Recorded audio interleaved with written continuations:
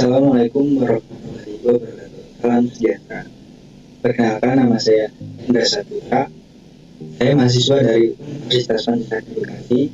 NIM saya 3922150018. Prodi Teknik Informatika, mata kuliah Pendidikan Agama semester 1 dengan dosen Bapak Son Haji Sarjana Agama Magister Manajemen.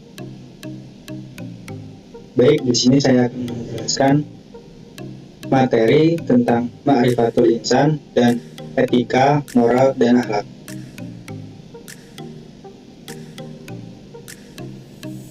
Manusia adalah ciptaan Allah. Bukan hal yang aneh jika kita pernah mendapati kucing kita mati, tanaman kita kering, dan tetangga kita meninggal dunia. Semua yang hidup pasti mati. Ini adalah sebuah keniscayaan sejak Nabi Adam alaihissalam hingga kiamat nanti. Ketentuan ini tetap berlaku. Proses penciptaan manusia, tentang kita ingin mengetahui bagaimana proses penciptaan manusia.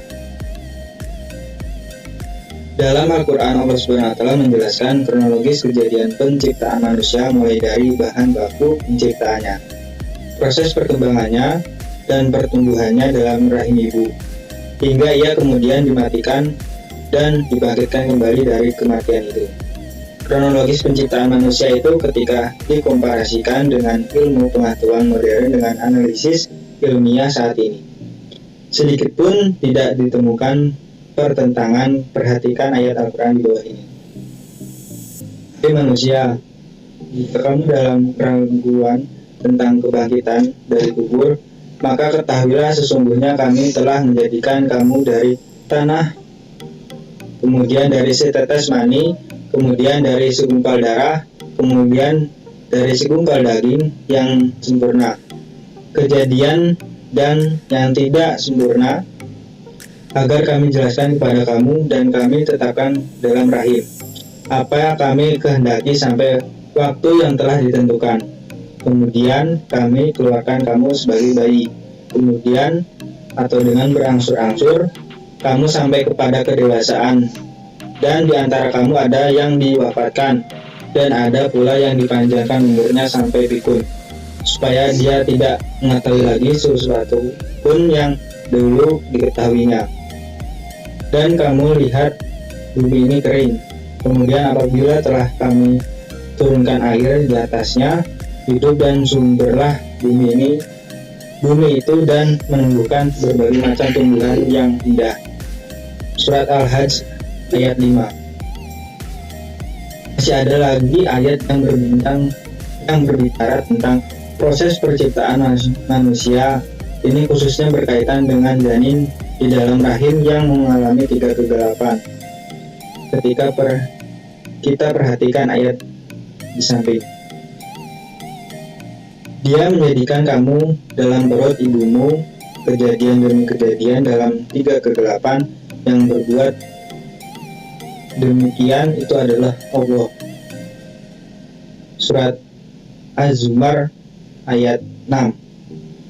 3 kegelapan yang dimaksud ayat tersebut adalah kegelapan dalam perut, kegelapan dalam rahim, dan kegelapan dalam selaput yang menutupi janin dalam rahim. Seperti yang telah dijelaskan dalam Quran Surat Az-Zumar ayat 6. Hal ini juga tidak terbantahkan secara ilmiah.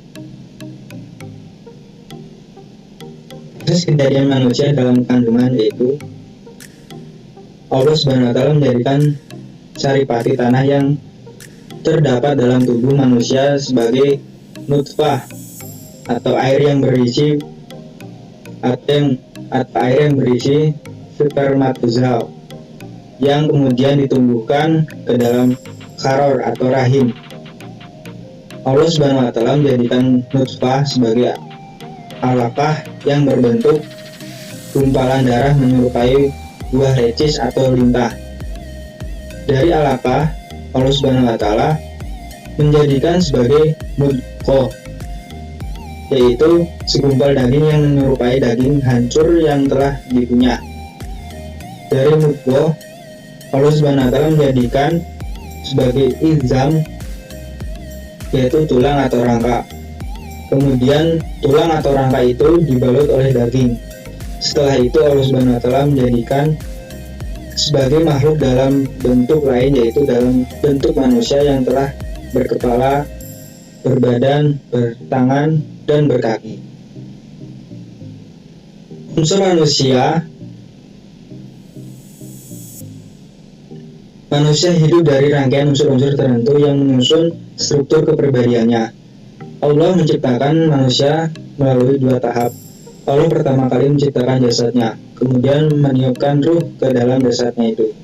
Sebagaimana pernyataan Allah Subhanahu wa taala dalam ayat di bawah ini, maka apabila aku telah menyempurnakan atau menciptakan jasadnya, lalu kutiupkan dari ruh ke dalamnya, maka bersujudlah kamu sekian kepadanya. Surat Shad ayat 72. Jadi dua unsur utama dalam kepribadian manusia adalah unsur materi, yaitu fisik manusia, dan unsur ruh, yaitu hati dan jiwa manusia. Selain dua unsur tersebut, ada satu unsur yang membuat manusia menjadi makhluk Allah yang sempurna dibandingkan hewan dan tumbuhan. Unsur tersebut adalah akal. Merupakan zat yang paling dekat, tapi hakikat roh itu terasa eksistensinya dalam jiwa manusia. Fungsi utama ruh untuk merasakan, meyakini, menghendaki, dan memutuskan. Rasulullah SAW mengatakan bahwa di dalam jasad ada segumpal daging. Bila daging itu baik, maka baiklah seluruh jasad. Namun bila daging itu rusak, maka rusaklah seluruh jasad. Segumpal daging itu adalah hati manusia.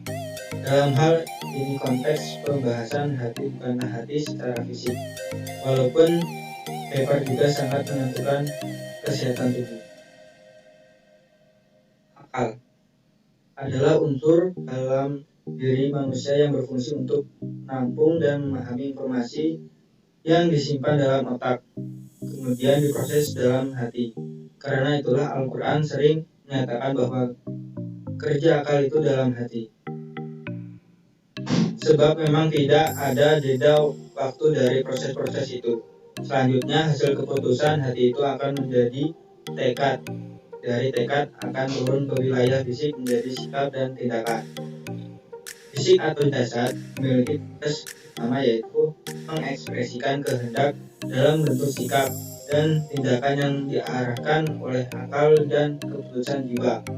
Oleh karena itu, fisik adalah kendaraan bagi akal dan jiwa kita. Para ulama Islam mengatakan, jika engkau mempunyai jiwa besar, niscaya ragamu akan mudah mengikuti kehendaknya. Jadi kendaraan ini harus di-upgrade kemampuannya dan dipelihara untuk menerus, agar sanggup membawa beban akal dan jiwa kita. Sebab setiap manusia yang menimpa kendaraan ini akan mempengaruhi kondisi akal dan jiwa kita. Keistimewaan manusia dijelaskan di awal. Manusia mempunyai keistimewaan yang tidak dimiliki makhluk lain. Keistimewaan tersebut antara lain, segi penciptaan manusia adalah satu-satunya makhluk yang dinyatakan Allah SWT sebagai sebaik-baiknya penciptaan, sebagaimana firman-Nya, sesungguhnya kami telah menciptakan manusia dalam bentuk yang sebaik-baiknya. Surat At-Tin ayat 4. Dari yang sangat kasar hingga yang sangat lembut sekalipun, bandingkan dengan telapak tangan kera dengan 5 jari yang sama, seberapa banyak dia bisa berbuat. Bandingkan pula keelokan wajah, keluasan postur tubuh, hingga sistem biologis yang ada pada manusia. Semua lebih sempurna. Penciptaan otak manusia dengan segenap potensi yang terkandung di dalam juga wujud kesempurnaan ciptaan Allah. Walaupun ada hewan yang dilengkapi otak, namun otak tersebut tidak berfungsi sebagaimana otak manusia. Ada yang agak cerdas seperti kera, namun binatang tersebut sangat rendah fungsi otaknya. Bagi ilmu penciptaan otak manusia dengan potensi yang terkandung di dalamnya adalah wujud kesempurnaan ciptaan Allah. Dengan otak tersebut manusia bisa menyerap ilmu dan sekaligus mengembangkan. Semua itu terjadi karena manusia diberikan kelebihan yang tidak dimiliki oleh hewan dan tumbuhan, yaitu berupa akal. Dengan analisis ilmu, manusia bisa melakukan koleksi informasi, bisa menyimpulkan sekaligus mengembangkannya. Maka budaya dalam selera manusia dari waktu ke waktu terus berkembang seiring ilmu yang dimiliki. Ini tidak dimiliki oleh binatang. Mereka memiliki perilaku, selera, dan perasaan yang tidak pernah berubah apalagi perkembangan. Dari dulu misalnya binatang tidak punya rasa malu, tidak pakai baju. Maka jika sekarang ada sebagian orang makin suka buka-buka baju, tandanya ilmunya makin jongkok seperti binatang. Segi kehendak. Memilih kita sebagai manusia pastilah punya kehendak. Kita bisa memilih mana jalan yang baik dan mana yang sesat. Sekedar ilmu belum tentu bisa mengarahkan kepada kebaikannya. Yang bisa mengarahkan orang pada kebaikan adalah kemauan dan kehendak yang kuat untuk mengamalkan ilmu itu dan menjadikan dirinya baik. Misalnya, seorang yang telah mengetahui bahwa mencuri itu perbuatan yang buruk, tapi dia tetap melakukannya karena dia tidak memiliki kemauan dan kehendak yang kuat untuk menghindari mencuri. Allah Subhanahu wa Ta'ala berfirman, sesungguhnya kami telah menunjukkan manusia jalan yang lurus dan yang syukur, ada pula yang kufur. Surat Al-Insan ayat 3. Segi kedudukan atau kemuliaan, Allah memberikan kedudukan yang tinggi kepada manusia di antara makhluk lainnya di bumi, yaitu ia sebagai pemimpin atau khalifah di bumi ini, sehingga manusia bisa memanfaatkan alam semesta ini untuk keperluan hidupnya. Sebagai firman Allah, dialah atau Allah yang menjadikan segala hal yang ada di bumi untuk kamu. Surat Al-Baqarah ayat 29. Dan sesungguhnya telah kami mulai muliakan anak-anak Adam. Kami angkut mereka di daratan dan di lautan. Kami beri mereka rezeki yang baik-baik, dan kami lebihkan mereka dengan kelebihan yang lebih sempurna atas kehendak kebanyakan makhluk yang telah kami ciptakan. Surat Bani Israel ayat 70. Dengan ilmu yang dimilikinya, manusia bisa memanfaatkan segala sesuatu di alam ini sehingga bermanfaat untuk kemakmuran bersama. Kemampuan bicara. Jika kita perhatikan semua makhluk hidup yang diberi mulut, semuanya dapat berbicara dengan bahasa masing-masing. Binatang-binatang berbicara dengan bahasa mereka masing-masing seperti yang disebut manusia sebagai pengembik, mengaung, berkicau, dan lain-lain. Adapun manusia, ia bisa berbicara dengan sempurna. Dengan simbol-simbol huruf yang terbatas sejumlahnya, manusia dapat menguapkan pikirannya yang rumit sekalipun sehingga bisa mentransfer ilmu kepada orang lain. Dengan kata-kata itulah gagasan-gagasan terkomunikasikan dan diwujudkan dalam realitas sehingga menjadi karya-karya besar peradaban manusia. Inilah yang membedakan dengan binatang. Allah Subhanahu wa Ta'ala berfirman, Ar-Rahman yang telah mengajarkan Al-Quran. Dia menciptakan manusia, mengajarkan pandai berbicara. Surat Ar-Rahman ayat 1-4. Segi kesiapan. Moral manusia dapat dibentuk menjadi baik atau buruk, bahkan bisa juga berperan ganda sebagaimana orang munafik. Ia bisa jahat melebihi syaitan, sekaligus bisa menjadi makhluk baik melebihi malaikat. Dalam segi ini sangat tampak perbedaan manusia dengan binatang. Binatang sulit atau malah tidak bisa dibentuk dengan sifat dan karakter mereka yang bermacam-macam. Karenanya tidak ada ya binatang munafik. Sedangkan manusia bisa saja melakukannya dan bisa membentuk moral dan menjadi apapun diinginkan. Konsep etika moral dan akhlak. 1. Etika pengertian etika. 1. Pengertian etika. Etika adalah suatu ajaran yang berbicara tentang baik dan buruknya yang menjadi ukuran baik buruknya, atau dengan istilah lain ajaran tentang kebaikan dan keburukan yang menyangkut peri kehidupan manusia dalam hubungannya dengan Tuhan, sesama manusia dan alam. Dari segi etimologi, etika berasal dari bahasa Yunani ethos, yang berarti watak kesusilaan atau adat. Dalam Kamus Umum Bahasa Indonesia, etika diartikan ilmu pengetahuan tentang asas-asas akhlak moral. Dari pengertian kebahasaan ini terlihat bahwa etika berhubungan dengan upaya menentukan tingkah laku manusia. Adapun arti etika dari segi istilah telah dikemukakan para ahli dengan ungkapan yang berbeda-beda sesuai dengan sudut pandangnya. Menurut para ulama, etika adalah ilmu menjelaskan arti baik dan buruk, menerangkan apa yang seharusnya dilakukan oleh manusia, menyatakan tujuan yang harus dituju oleh manusia di dalam perbuatan mereka, dan menunjukkan jalan untuk melakukan apa yang seharusnya diperbuat.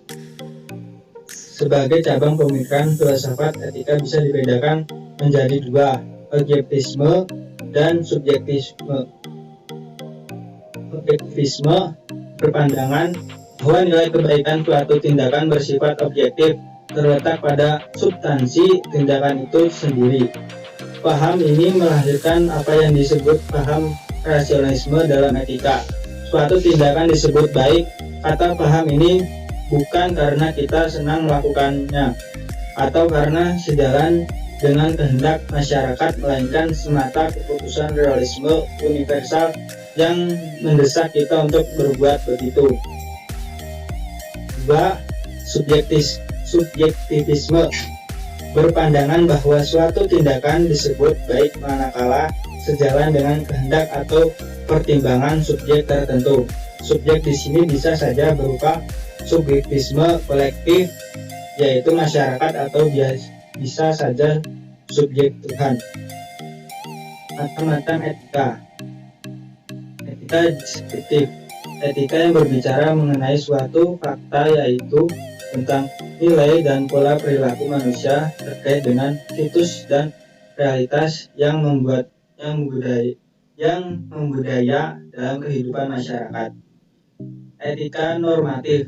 Etika yang memberikan penilaian serta himbauan kepada manusia tentang bagaimana harus bertindak sesuai norma yang berlaku, mengenai norma-norma yang menentukan tingkah laku manusia dalam kehidupan sehari-hari. 2. Moral, pengertian moral.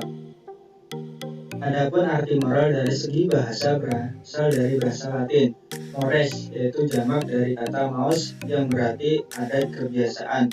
Di dalam Kamus Umum Bahasa Indonesia dikatakan bahwa moral adalah penentuan baik buruk terhadap perbuatan dan kelakuan. Selanjutnya, moral dalam arti istilah adalah suatu istilah yang digunakan untuk menentukan batas-batas dari sifat, perangi, kehendak, pendapat, atau perbuatan yang secara layak dapat dilakukan, dapat dikatakan benar, salah, baik, atau buruk. Berdasarkan kutipan tersebut di atas, dapat dipahami bahwa moral adalah istilah yang digunakan untuk memberikan batasan terhadap aktivitas manusia dengan nilai atau ketentuan baik atau buruk, benar atau salah. Akhlak. Pengertian akhlak ada dua pendekatan yang dapat digunakan untuk mendefinisikan akhlak, yaitu pendekatan linguistik atau kebahasaan dan pendekatan terminologi atau peristilahan. Dari sudut kebahasaan, akhlak berasal dari bahasa Arab, yaitu isim masdar atau bentuk infinitif dari kata al-akhlaqo yukhliqu ikhlakan sesuai timbangan atau wazan. Surasi Majid Al-Fala, yaitu yufilu afala ifalan, yang berarti al-sajiyah atau perangi, atau biah kelakuan, tabiat, watak, dasar. Al-adat kebiasaan, kelaziman. Al-maru'ah peradaban yang baik, dan al-adin al-din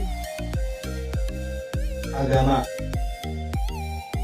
Namun akar kata akhlak dari akhlak bagaimana tersebut di atas tampak kurang pas, sebab isi masdar dari kata akhlak bukan akhlak tapi ikhlak.